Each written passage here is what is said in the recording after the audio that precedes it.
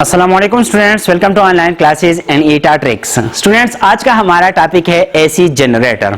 AC generator क्या होता है? एसी जनरेटर एक इलेक्ट्रिकल डिवाइस है जो मैकेनिकल एनर्जी को कन्वर्ट करता है into electrical energy. It means कि इस डिवाइस को हम as input mechanical energy provide करते हैं, जब ये हमें एज आउटपुट इलेक्ट्रिकल एनर्जी देता है।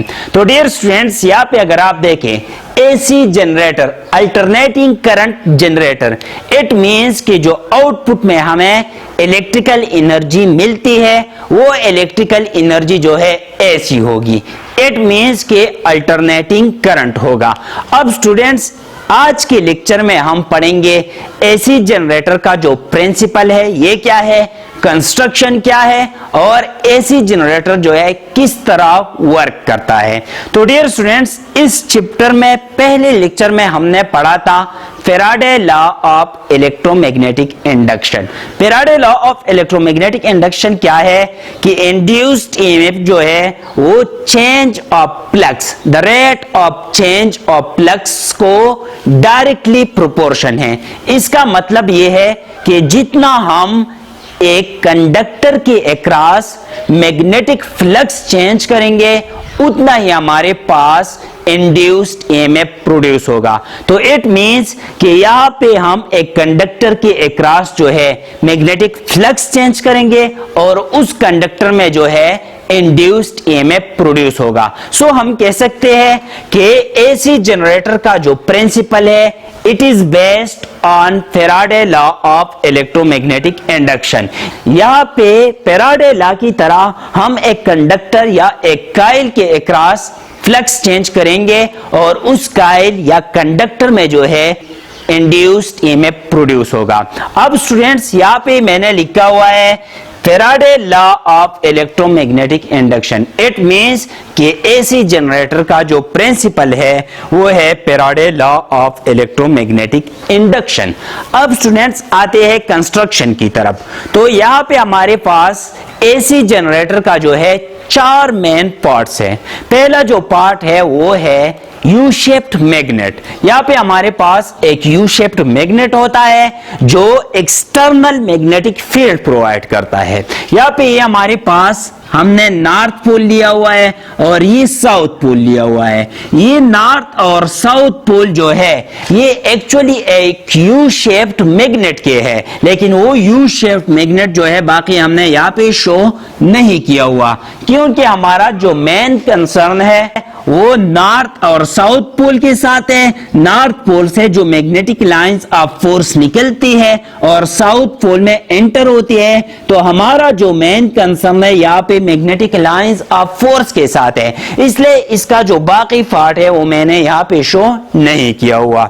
दूसरा जो मेन पार्ट है वो हमारे पास है रेक्टेंगुलर कॉइल, जिसे हम आर्मेचर भी कहते हैं। रेक्टेंगुलर कॉइल, यहाँ पे हमारे पास इस नॉर्थ और साउथ पोल के दरमियान एक रेक्टेंगुलर कॉइल पड़ा हुआ है। इस रेक्टेंगुलर कॉइल को हम इस तरह कंसीडर करते हैं कि ये हमारे पास एक कंडक्टर है, ये हमारे पास एक कंडक्टर है, ये हमारे पास एक कंडक्टर है और ये एक कंडक्टर है। तो यहाँ पे हमारे पास एक रेक्टेंगुलर कॉइल पड़ा होता है। उस रेक्टेंगुलर कॉइल के थ्रू हम क्या करते हैं, आउटपुट प्रोड्यूस करते हैं। मतलब इलेक्ट्रिकल एनर्जी जो हमें मिलती है वो इस कॉइल में प्रोड्यूस होती है और इस कॉइल से फिर वो हम लेते हैं। तो डियर स्टूडेंट्स, दूसरा पार्ट हमारे पास है आर्मेचर या रेक्टेंगुलर कॉइल। इसके बाद हमारे पास जो तीसरा पार्ट है वो क्या है, वो है स्लिप रिंग्स। स्लिप रिंग्स क्या करता है? स्लिप रिंग्स यहाँ पे हमारे पास आउटपुट पे जो है एक स्लाइडिंग कांटेक्ट प्रोवाइड करता है इनटू कार्बन ब्रशेस। ये हमारे पास है कार्बन ब्रशेस और ये हमारे पास है स्लिप रिंग्स। तो डियर स्टूडेंट्स, यहाँ पे स्लिप रिंग्स जो है रेक्टेंगुलर कॉइल के एक एंड पे कनेक्ट होता है और दूसरा स्लिप रिंग जो है रेक्टेंगुलर कॉइल के दूसरे एंड पे कनेक्ट होता है। स्टूडेंट्स, यहाँ पे अगर आप देखें ये एंड जो है इस स्लिप रिंग के साथ कनेक्ट है और ये एंड जो है ये इस स्लिप रिंग के साथ कनेक्ट है। यहाँ पे अगर आप देख रहे हैं ये एंड जो है यहाँ पे इस स्लिप रिंग के साथ कनेक्ट नहीं है, ये एंड जो है इस स्लिप रिंग के मिड से गुजर के यहाँ पे कनेक्ट है। इट मींस कि ये हमारे पास स्लिप रिंग है, ये हमारे पास यही स्लिप रिंग है। तो ये एंड जो है मिड में गुजर के दूसरी स्लिप रिंग के साथ कनेक्ट है, यहाँ पे कनेक्ट नहीं है। और फिर ये स्लिप रिंग्स जो है यहाँ पे कार्बन ब्रुशेस के साथ कनेक्ट है, जिसे हम कम्यूटेटर्स भी कहते हैं। तो डियर स्टूडेंट्स, ये स्लिप रिंग्स जो है इस पे रोटेट करते हैं, ये स्लिप रिंग्स तो रोटेट करते हैं, लेकिन यहाँ पे ये कार्बन ब्रुशेस जो है ये रोटेट नहीं करते।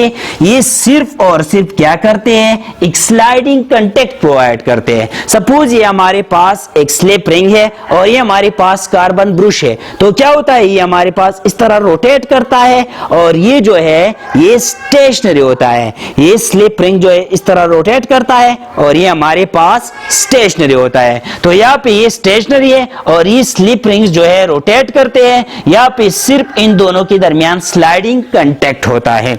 अब स्टूडेंट्स आते हैं इसकी वर्किंग की तरफ कि ये वर्क किस तरह करते हैं।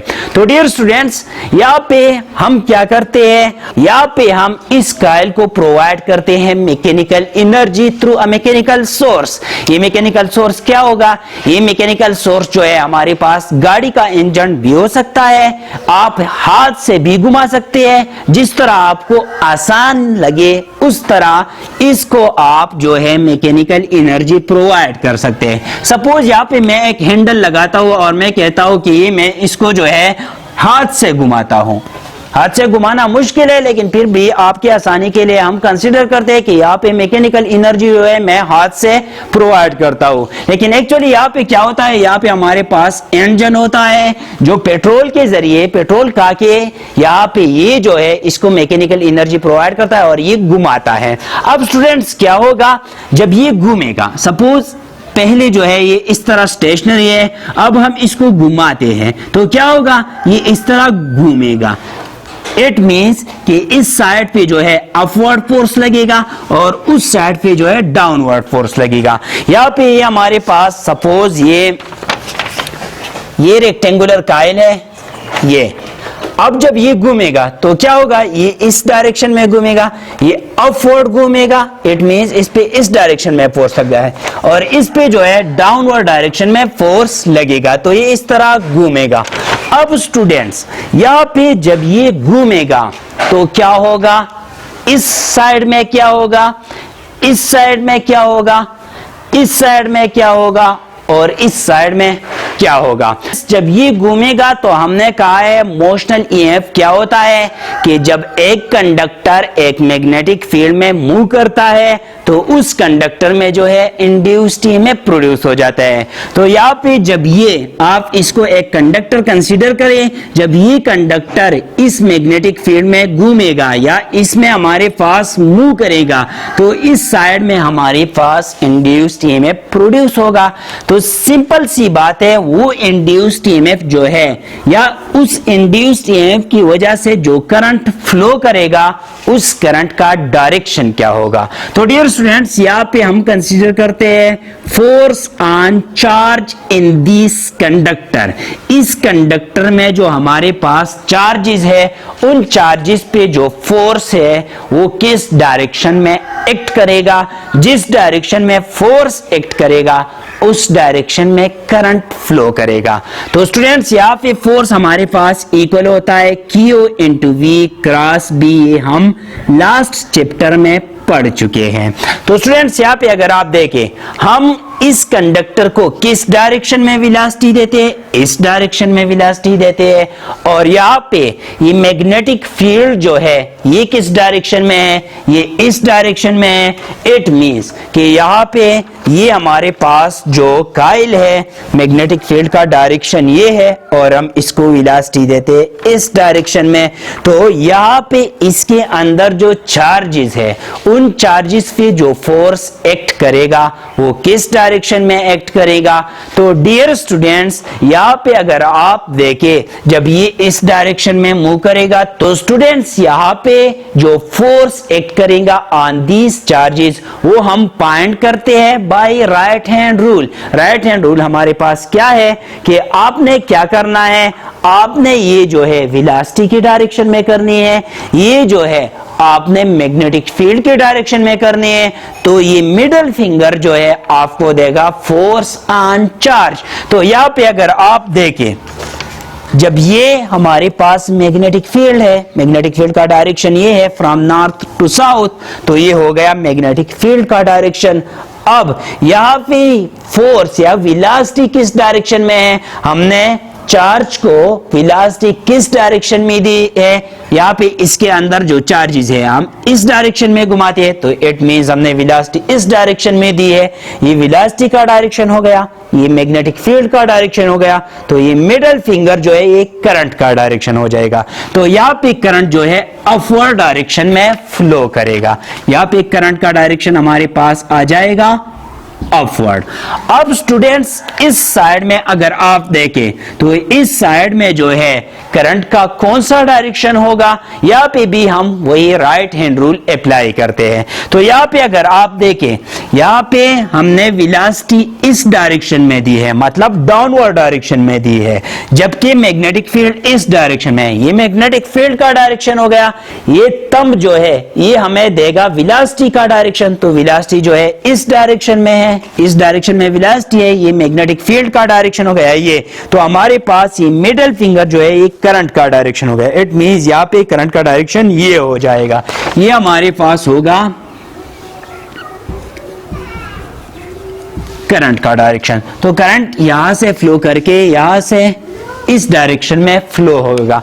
अब स्टूडेंट्स यहाँ पे अगर आप देखें, इस साइड और इस साइड में करंट का कौन सा डायरेक्शन होगा, तो यहाँ पे भी आप अप्लाई करें राइट हैंड रूल। यहाँ पे अगर आप देखें, अब स्टूडेंट्स इस साइड में अगर आप देखें, तो यहाँ पे हमारे पास जो वेलोसिटी का डायरेक्शन है वो आउटवर्ड है, ये हम इस डायरेक्शन में घुमाते हैं, हमारे पास ये डायरेक्शन हो गया। तो यहाँ पे अगर आप देखिए, ये वेलोसिटी का डायरेक्शन हो गया, ये हमारे पास मैग्नेटिक फील्ड का डायरेक्शन है। तो फोर्स का डायरेक्शन क्या होगा, चार्ज पे जो फोर्स एक्ट करता है उसका डायरेक्शन क्या होगा, तो यहाँ पे भी राइट हैंड रूल लगाएं। तो यहाँ पे अगर आप राइट हैंड रूल लगाते हैं, ये हमारे पास वेलोसिटी का डायरेक्शन, ये मैग्नेटिक फील्ड का डायरेक्शन और ये जो है फोर्स का डायरेक्शन। तो यहाँ पे इस कंडक्टर में जो है चार्जेस इस डायरेक्शन में फ्लो करेंगे, जो हमारे पास इम्पॉसिबल है। इट मींस कि यहाँ पे फोर्स का कोई कंट्रीब्यूशन नहीं है। इसी तरह इस साइड में भी फोर्स का कोई कंट्रीब्यूशन नहीं है, इस साइड में फोर्स का कोई कंट्रीब्यूशन नहीं है। तो मेन कंट्रीब्यूशन जो है इस साइड का है और इस साइड का है, जो इस डायरेक्शन में करंट को फ्लो करवाता है। अब स्टूडेंट्स यहाँ पे ये फोर्स जो है इस डायरेक्शन में करंट फ्लो करेगा, इस डायरेक्शन में करंट फ्लो करवाएगा, और ये फोर्स जो है इस डायरेक्शन में करंट फ्लो करवाएगा। तो ये करंट जो है यहां से गुजर के यहां आएगा, यहां आएगा और यहां आएगा। इसी तरह अब यहां पे अगर हम कोई लोड लगा लेते हैं, सपोज मैं यहां पे एक बल्ब जो है वो लगाता हूं, हमारे पास एक बल्ब है, तो यहां से करंट फ्लो होगा और इस डायरेक्शन में वापस जो है इन होगा।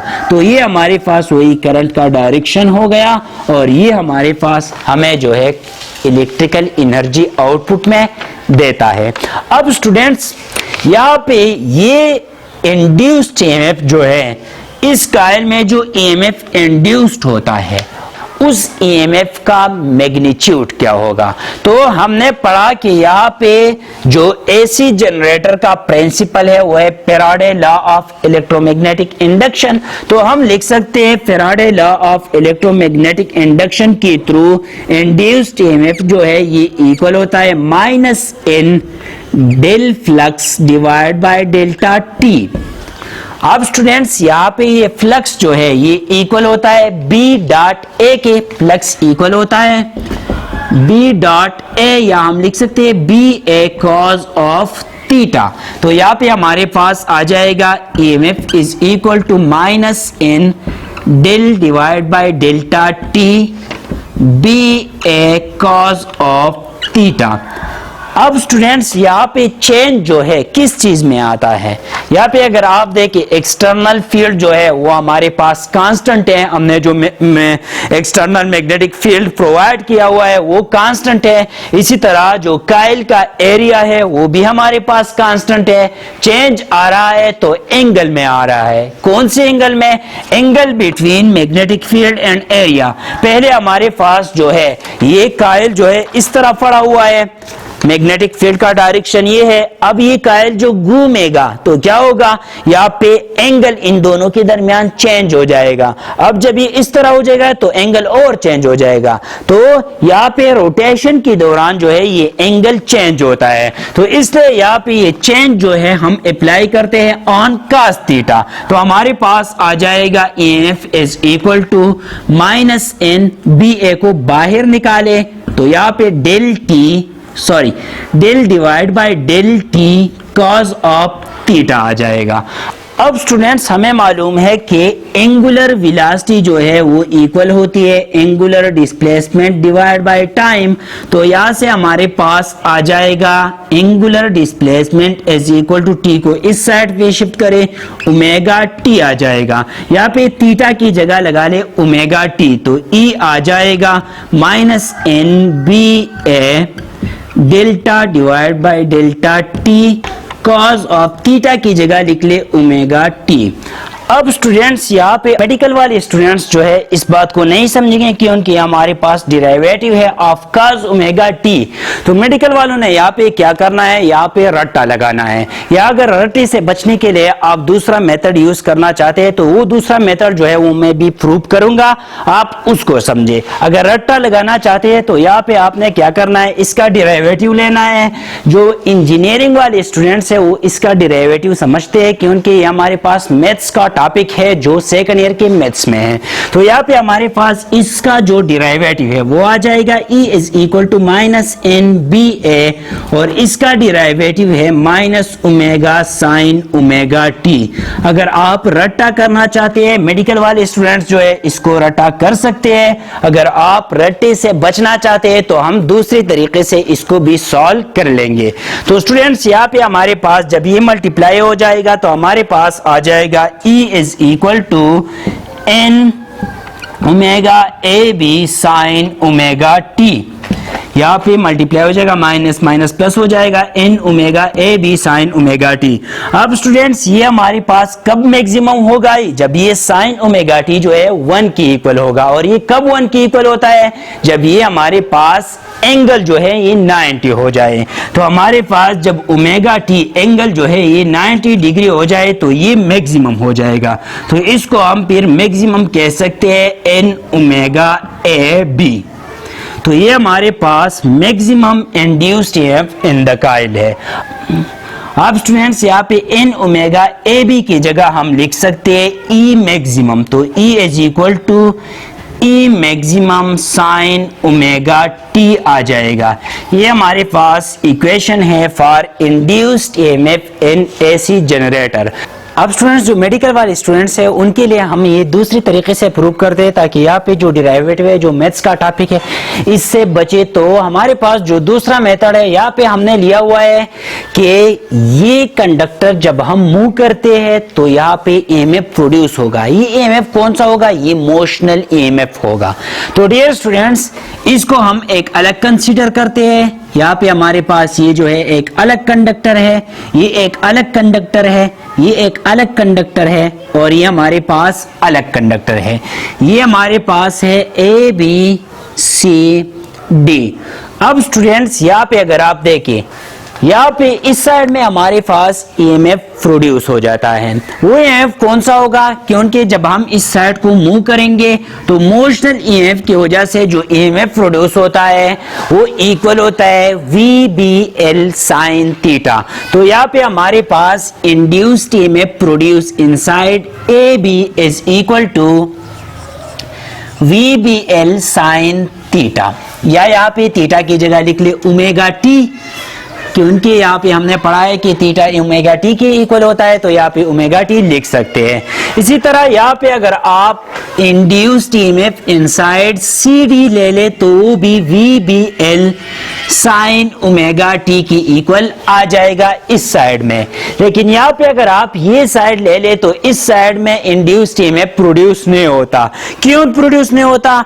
क्योंकि हमने पढ़ा कि यहाँ पे जो इंड्यूस्ड ईएमएफ है या इंड्यूस्ड करंट है, इसका डायरेक्शन हम फाइंड आउट करते हैं बाय राइट हैंड रूल। वो राइट हैंड रूल क्या है कि आपने ये जो है in the direction of velocity करनी है, ये जो है आपने in the direction of magnetic field रखनी है, और ये जो है ये आपको देगा करंट का डायरेक्शन। तो यहाँ पे अगर आप देखें ये हमारे पास वेलोसिटी का डायरेक्शन है, ये वेलोसिटी का डायरेक्शन इस साइड ऐसा घूमेगा, ये साइड जो है ऐसा घूमेगा। इट मींस यहाँ पे वेलोसिटी का डायरेक्शन ये है, ये हो गया वेलोसिटी का डायरेक्शन। अब स्टूडेंट्स ये जो है ये हमारे पास मैग्नेटिक फील्ड का डायरेक्शन है, तो ये हमारे पास मैग्नेटिक फील्ड का डायरेक्शन हो गया। करंट का डायरेक्शन ये होगा, यहाँ पे करंट इस डायरेक्शन में फ्लो होगा जो हमारे पास इम्पॉसिबल है, इसलिए यहाँ पे इंड्यूस्ड ईएमएफ प्रोड्यूस नहीं होगा या इंड्यूस्ड करंट प्रोड्यूस नहीं होगा। तो यहाँ पे जो टोटल इंड्यूस्ड ईएमएफ आ जाएगा वो इक्वल होगा दिस प्लस दिस। तो यहां से ये दोनों प्लस कर ले, हमारे पास आ जाएगा 2VBL साइन ओमेगा टी। अब स्टूडेंट्स यहाँ पे ये जो है ये हमारे पास वेलोसिटी है, ये तो रोटेट करती है, तो हमारे पास हमने वेलोसिटी लेनी है एंगुलर वेलोसिटी। तो हमारे पास ये लीनियर वेलोसिटी जो है ये इक्वल होती है R इंटू ओमेगा। तो यहाँ पे E is equal to 2R omega VL sine omega t आ जाएगा। अब स्टूडेंट्स यहाँ पे ये खोले तो यहाँ पे आ जाएगा 2R omega VL sine omega T. तो डियर स्टूडेंट्स यहाँ पे अगर ये 2R आप देखें, ये हमारे पास है 2 टाइम रेडियस, तो ये हमारे पास एक्सिस ऑफ रोटेशन है, ये हमारे पास R है और ये हमारे पास R है, तो R प्लस R या 2R ये हमारे पास हो गया विड्थ ऑफ द काइल। तो यहाँ पे ये मैं लिख सकता हूं ये क्या है, ये हमारे पास है width of the coil, width या breadth of the coil. Breadth of the coil 2R breadth of the coil आ गया, ओमेगा आ गया, B आ गया, L आ गया और साइन ओमेगा टी। अब स्टूडेंट्स यहाँ पे अगर आप देखें ये लेंथ है और ये हमारे पास ब्रेथ है, ये हमारे पास लेंथ है और ये ब्रेथ है। Length multiply by breadth is equal to area of the coil. तो यहाँ पे L और B की जगह लिख ले एरिया ऑफ द काइल। तो इंड्यूस्ड ईएमएफ आ जाएगा ओमेगा B, इन दोनों की जगह लिख ले एरिया साइन ओमेगा टी। अब स्टूडेंट्स यहाँ पे ये हमारे पास एक काइल है, अगर हम नंबर ऑफ टर्न ले ले, इस काइल के अंदर नंबर ऑफ टर्न्स ले ले, तो यहाँ पे ये जो है हम मल्टीप्लाई करेंगे by n into number of turn. ये जो है ये जो प्रोड्यूस हुआ है ये काइल के एक टर्न में प्रोड्यूस हुआ है। तो अगर यहाँ पे नंबर ऑफ टर्न्स है तो नंबर ऑफ टर्न्स के लिए इसको मल्टीप्लाई करें by n which is number of turns. तो इंड्यूस्ड ईएमएफ आ जाएगा n omega A B sine omega T. तो ये हमारे पास दूसरा मेथड था जो इससे काफी इजी भी है, और ये हमारे पास मेडिकल वाले जो है ये डेरिवेटिव नहीं समझ सकते तो वो जो है ये तरीका यूज कर सकते हैं। अब स्टूडेंट्स यहाँ पे जो हमारे पास इंड्यूस्ड ईएमएफ हमें मिलता है उसका जो वेवफॉर्म है वो क्या होगा, तो वो पढ़ते हैं कि यहाँ पे जो इंड्यूस्ड ईएमएफ है उसका वेवफॉर्म क्या होगा। अब स्टूडेंट्स जब हमारे पास एसी जनरेटर जो है हमें ईएमएफ देगा या हमें इलेक्ट्रिकल एनर्जी देगी, तो उस इंड्यूस्ड ईएमएफ या इंड्यूस्ड करंट का जो वेवफॉर्म है वो क्या होगा। तो डियर स्टूडेंट्स, ये कायल है, ये हमारे पास कायल है। जब ये कायल रोटेट करेगा तो सपोज ये हमारे पास एक रोटेशन जो है ये कंप्लीट करता है, तो इस रोटेशन के लिए जो टाइम चाहिए इसको हम कहते हैं टाइम पीरियड, और इसको हम रिप्रेजेंट करते हैं बाय कैपिटल टी। तो इस कैपिटल टी को हमने 4 पोर्शन में डिवाइड किया हुआ है। ये हमारे पास ये कायल जो है सपोज इनिशियली इस पोजीशन पे है, अब जब यहाँ पे आ जाएगा तो t/4 टाइम हो जाएगा, यहाँ पे आ जाएगा तो और t/4 ऐड हो जाएगा, यहाँ पे आ जाएगा तो और t/4 हो जाएगा, और यहाँ पे आ जाएगा तो और t/4 हो जाएगा। तो हमारे पास एक टाइम पीरियड जो है ये कंप्लीट हो जाएगा। तो ये हमारे पास टाइम पीरियड है, और इस टाइम पीरियड को मैंने डिवाइड किया हुआ है इनटू 4 पोर्शन। ये हमारे पास first time period divide by 4 है, ये हमारे पास 2 टाइम पीरियड्स डिवाइड बाय 4 हो गए, ये हमारे पास 3 टाइम पीरियड्स डिवाइड बाय 4 हो गया, और ये हमारे पास 4 टाइम पीरियड्स डिवाइड बाय 4 हो गया। यहाँ पे अगर आप ये सिंप्लीफाई कर ले तो हमारे पास आ जाएगा 2 कैंसिल हो जाएगा इसके साथ, यहाँ पे आ जाएगा टाइम पीरियड डिवाइड बाय 2, यहाँ पे हमारे पास आ जाएगा time period, full time period हो जाएगा। अब स्टूडेंट्स हम कंसीडर करते हैं कि इनिशियली ये जो है हमारे पास इस डायरेक्शन में है, अब जब ये इस तरह घूमेगा इट मींस कि ये हमारे पास t/4 जो है टाइम लेगा, मतलब टाइम पीरियड का जो चौथा हिस्सा है ये लेगा। अब स्टूडेंट्स जब ये टाइम पीरियड का चौथा हिस्सा लेगा तो यहाँ पे ये हमारे पास इंड्यूस्ड ईएमएफ का जो इक्वेशन है इसको हमने कहा था कि ये हमारे पास maximum value of induced EMF है। यहाँ पे हम लिख सकते हैं E is equal to induced EMF which is maximum in omega A B sine omega. Omega हमारे पास क्या है, angular velocity divide, angular velocity है, एंगुलर वेलोसिटी क्या है, angular displacement divide by time.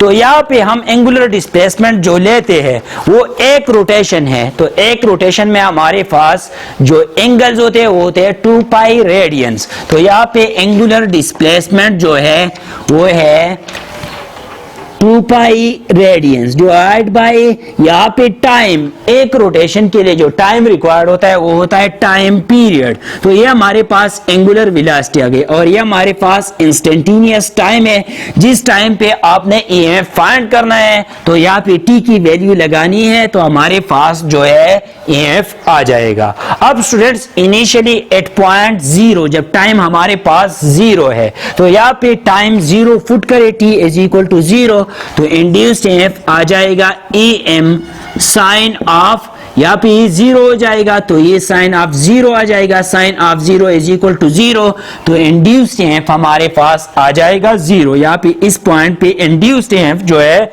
हमें 0 मिलेगा। अब स्टूडेंट्स यहाँ पे जब टाइम गुजरता है और t डिवाइड बाय 4 तक पहुंच जाए, time is equal to t divide by 4, तो यहाँ पे क्या हो जाएगा, E is equal to em sine of 2 pi divide by t, और इस टाइम की जगह पुट कर ले t divide by 4, t divide by 4, तो यहां से ये 2 और कैंसिल हो जाएगा, यहाँ पे t और t कैंसिल हो जाएगा, हमारे पास बच जाएगा पाई डिवाइड बाय 2। तो E is equal to em sine of pi divide by 2, 180 divide by 2, pi is equal to 180, तो यहाँ पे 180 डिवाइड बाय 2 90 आ जाएगा, sine of 90 is equal to 1, तो यहाँ पे हमारे पास इस पॉइंट पे हमें मिलेगा induced EMF is equal to em maximum value हमें मिलेंगी। तो यहाँ पे ये जो है इंक्रीज हो जाएगा और हमें maximum value of induced EMF जो है वो मिलेगी। अब स्टूडेंट्स यहाँ पे हमारे पास जब टाइम और गुजरेगा और ये हमारे पास हो जाएगा time divide by 2, it means कि हाफ टाइम जब टाइम पीरियड का गुजर जाए तो यहाँ पे हमारे पास टाइम हो जाएगा t divide by 2, E is equal to em sine of 2 pi divide by t अपनी जगह, और इस t की जगह लिख ले T divide by 2, capital T divide by 2, ये 2 और 2 कैंसिल हो जाएगा, ये टी और टी कैंसिल हो जाएगा, यहाँ पे साइन ऑफ पाई आ जाएगा, sine of pi, sine of 180 which is equal to 0, तो यहाँ पे आ जाएगा EMF इज इक्वल टू 0, तो हमारे पास जो EMF है वो वापस जो है 0 हो जाएगा इस टाइम पे।